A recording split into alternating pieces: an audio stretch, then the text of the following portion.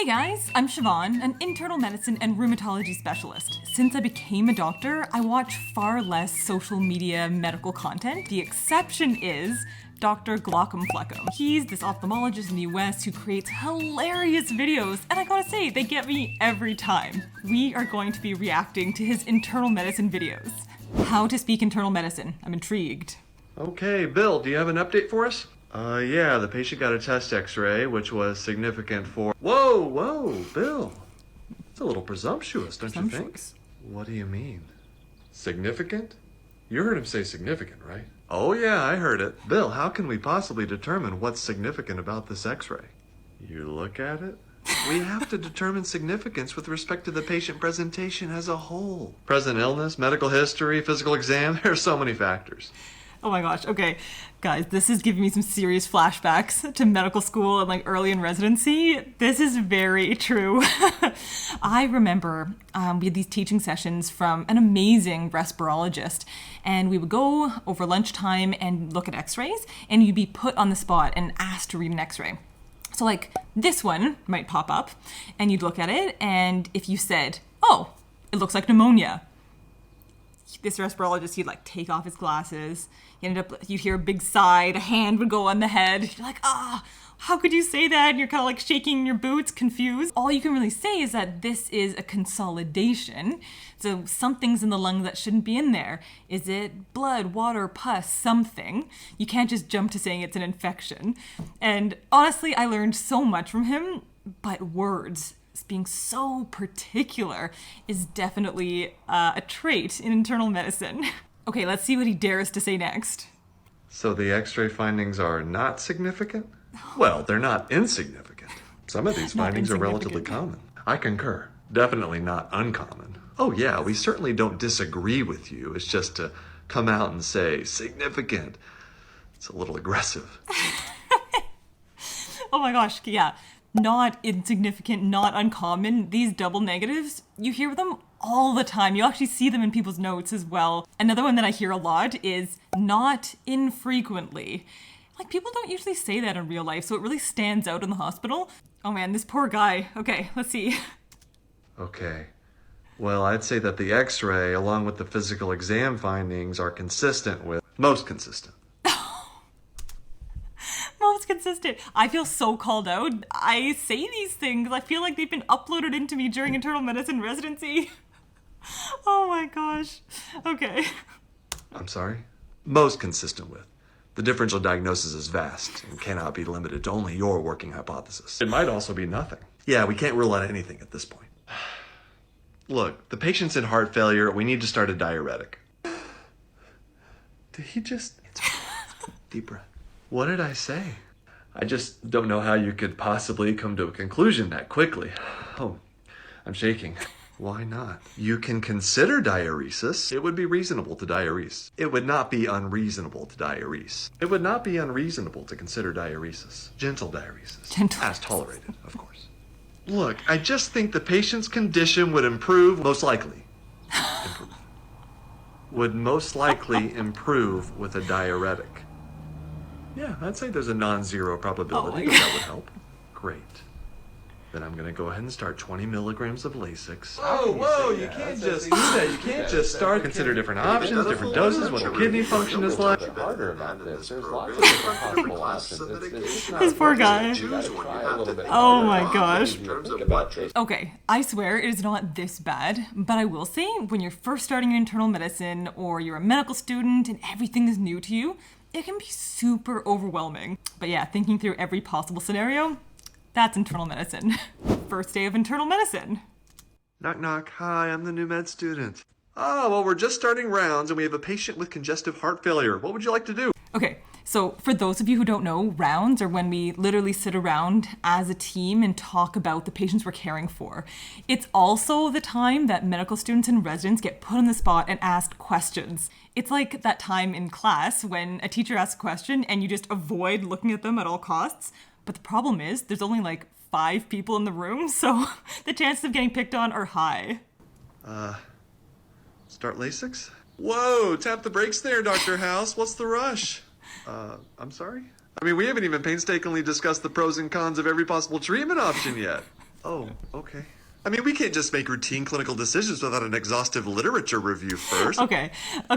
So what he's getting at here is that internal medicine is known for being very detail-oriented and thinking through every possible cause for a patient's condition. It can lead to very, very long conversations in the hospital. If you never think about those super rare diseases, then you'll never go looking for them. You'll never diagnose them. At least that's what we tell ourselves anyway.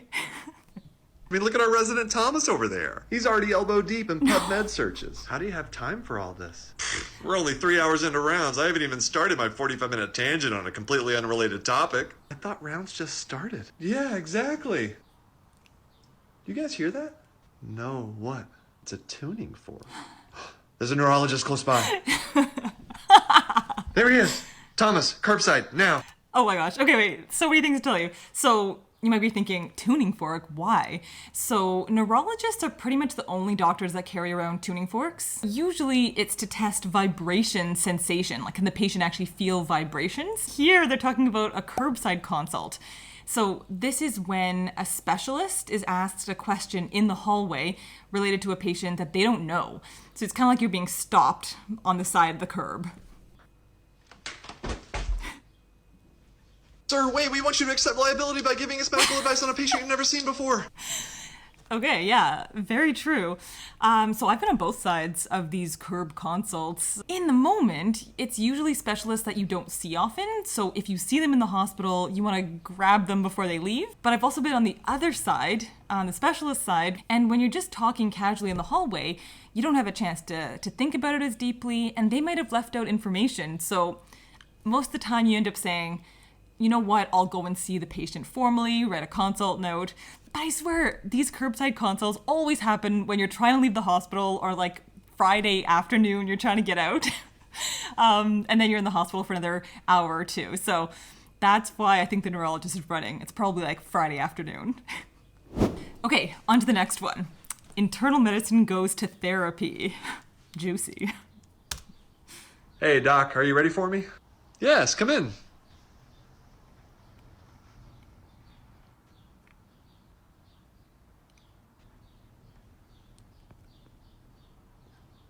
How's it go? Internal medicine, you know the rules. Oh? We will not begin until you sit down. Well, but what if I have to round suddenly? It's 4 o'clock. You are in an outpatient psychiatry office. Who are you going to emergently round on? Thank you. Now, how would you describe your mood today? 2 plus irritability, 3 plus exhaustion. So, man, he has a way of throwing in so many medical references into these videos. It's great. So when he's saying 2 plus, 3 plus, he's referring to the grading scale that we use for patient strength and their reflexes. So it's actually funny in this context. Okay. Uh-huh. And have you been taking your medicine? Sit down.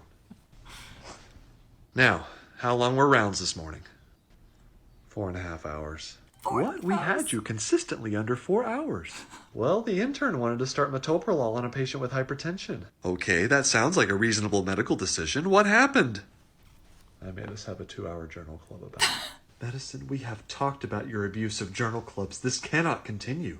Well, we have to discuss pros and cons, other possible treatment options. And what was the outcome of this 2-hour discussion? We started the metoprolol. Oh my gosh. Okay, that is classic. He's really picking on internal medicine for these long rounds.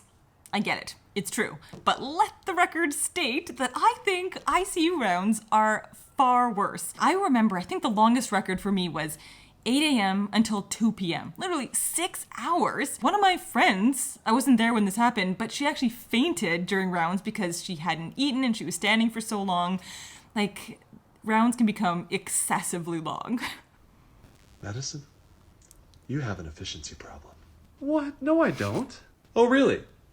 45 minutes spent discussing why serum sodium dropped 2 points. Okay, I've got to stop again. That exact question I remember obsessing over as a medical student. I just really wanted to understand all of the red numbers on the computer, so if anything showed up as abnormal, I needed an answer for it. Sometimes it's just fluctuation, even like fluctuations in the lab results, so it's not even the patient always. Okay. Yeah, I went from normal to slightly less normal. We have to explain that. An hour spent weighing the pros and cons of advancing diet as tolerated. No. What are the parameters? How do we measure tolerance? And an hour and a half spent... No! Do not examine my neck veins while I'm speaking. Oh, sorry. Okay. Okay, so what he's getting at here is the JVP, the jugular venous pressure. So your jugular vein is this huge vein that comes down and connects right into the heart. And we often look at how it's pulsating, where it's pulsating on the neck to be able to give us some information about someone's heart function, their valves, how hydrated they are, sort of some of their circulation. So it's this classic, nerdy, but really useful at times internal medicine physical exam, but usually shouldn't just be examining people's necks randomly. Let's keep going. I thought I saw an A wave. You know what? I think we're done for today. Okay. Can I just ask you a quick question? Please do not curbside your psychiatrist. Oh my gosh. So I've got to say, I think he just nailed the stereotype of internal medicine, for better or for worse. And now I'm super curious about rheumatology. So if you want me to make a follow-up and do the rheumatology content, then leave a like on this video and that'll be my cue that I should make a follow-up video. So a huge thank you to Will, Dr. Glockum Fleckum, for making this hilarious and amazing content. Be sure to subscribe, and that way I'll see you in the next video. So, bye for now.